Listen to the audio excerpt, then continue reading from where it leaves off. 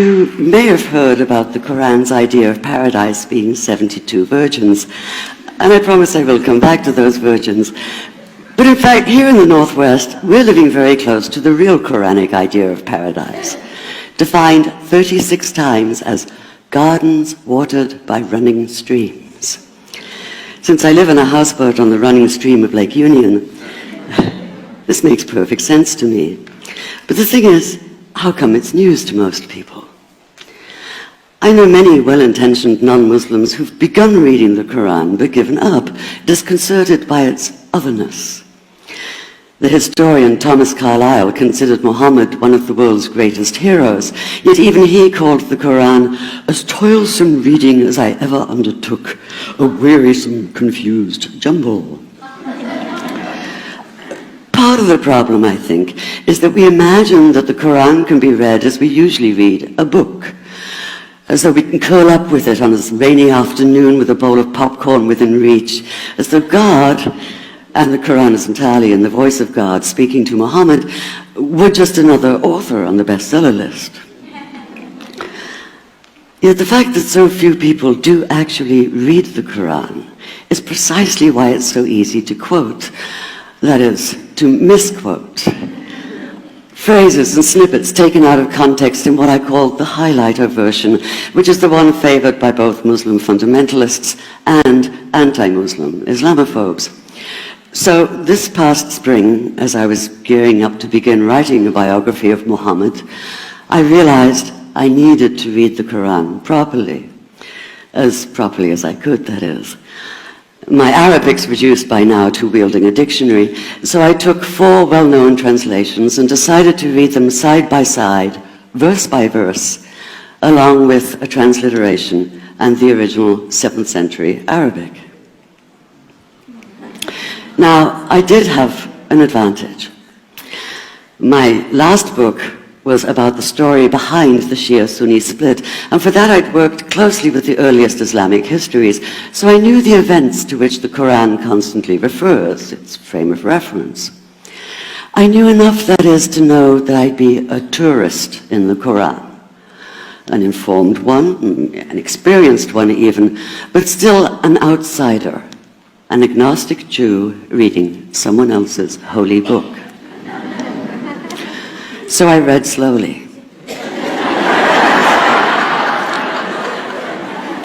I'd set aside 3 weeks for this project, and that, I think, is what is meant by hubris, because it turned out to be 3 months.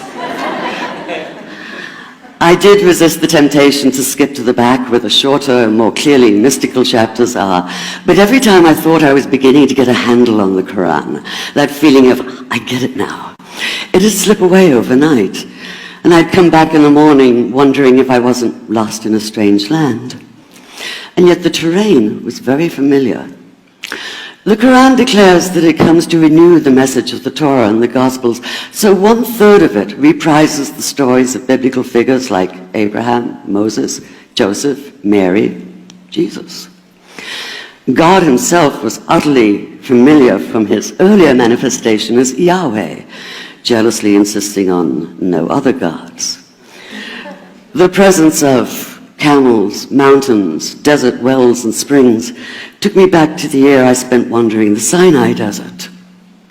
And then there was the language, the rhythmic cadence of it, reminding me of evenings spent listening to Bedouin elders recite hours-long narrative poems entirely from memory. And I began to grasp why it's said that the Quran is really the Quran, only in Arabic. Take the Fatiha, the 7-verse opening chapter that is the Lord's Prayer and the Shema Israel of Islam combined. It's just 29 words in Arabic, but anywhere from 65 to 72 in translation. And yet the more you add, the more seems to go missing. The Arabic has an incantatory, almost hypnotic quality that begs to be heard rather than read, felt more than analyzed. It wants to be chanted out loud, to sound its music in the ear and on the tongue. So the Quran in English is a kind of shadow of itself, or as Arthur Arbery called his version, an interpretation. But all is not lost in translation. As the Quran promises, patience is rewarded, and there are many surprises. A degree of environmental awareness, for instance, and of humans as mere stewards of God's creation, unmatched in the Bible. And where the Bible is addressed exclusively to men, using the second and third person masculine, the Quran includes women, talking, for instance, of believing men and believing women, honorable men and honorable women. Or take the infamous verse about killing the unbelievers. Yes, it does say that, but in a very specific context. The anticipated conquest of the sanctuary city of Mecca, where fighting was usually forbidden. And the permission comes hedged about with qualifiers. Not you must kill unbelievers in Mecca, but you are allowed to, but only after a grace period is over. And only if there's no other pact in place. And only if they try to stop you getting to the Kaaba. And only if they attack you first. And even then, God is merciful, forgiveness is supreme, and so, essentially, better if you don't. This was perhaps the biggest surprise. How flexible the Quran is, at least in minds that are not fundamentally inflexible. Some of these verses are definite in meaning, it says, and others are ambiguous. The perverse at heart will seek out the ambiguities, trying to create discord by pinning down meanings of their own. Only God knows the true meaning. The phrase, God is subtle, appears again and again.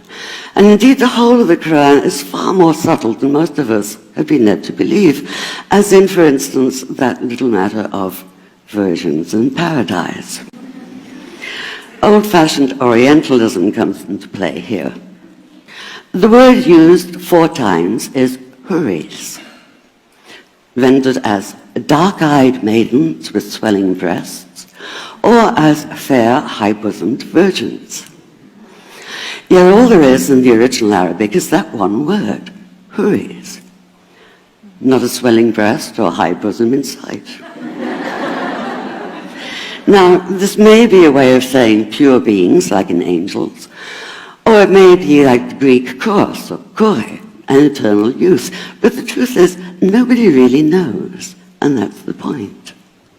Because the Quran is quite clear when it says that you will be a new creation in paradise, and that you will be recreated in a form unknown to you, which seems to me a far more appealing prospect than a virgin.